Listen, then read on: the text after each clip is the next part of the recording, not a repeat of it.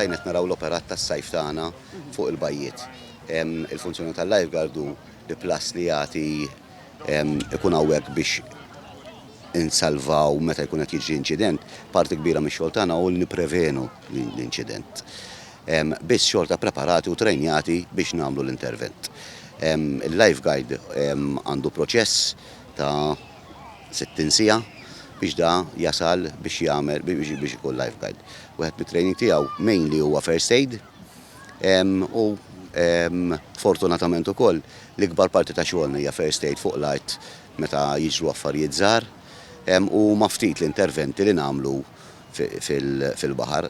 Dan mhux għax m'għandniex periklu, dan għax nipprovaw kemm jista' jkun u n-nies ovvjament tipparteċipa ħafna u tikkollabora ħafna biex innaqsu mill-perikli fil-baħar. Issa f'dawn iż-żminijiet tal-COVID, ix-xogħol tagħkom ġie affettwat b'xi mod, hemm xi proċeduri li qegħdin issegwu? Iva, x-xogħol tagħna ovvjament ġie affettwat anke fuq il-protokolli kif aħna nagħtu l-first aid.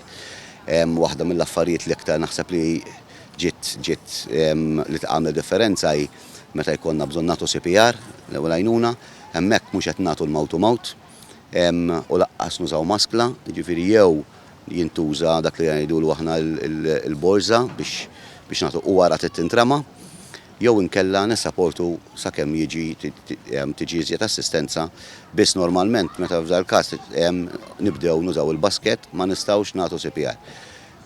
CPR maħal biex niftehmu. Kif ukoll il-lifeguards meta jiġu biex jersqu viċini jittrattaw persuna iridu jilbsu il-ħwejjeġ neċessarji, ingwanti, maskla fu proċess normali. Meta nkunu ħanersqu iktar viċin ovvjament għax ikun iktar gravi iridu jilbsu l-full suit. Fortunatament ma kellna l-ebda każ dis-sena fejn kellna nilbsu il-full kit, jiġifieri kemm jista' jkun immiva anke fuq intervent żgħir iridu nilbsu. Plus hekk hemm proċeduri oħra li kemm it-torrijiet, kemm il-vetturi jiġu sanitizzati sew filgħodu u filgħaxija kif ukoll aħna għaddejjin.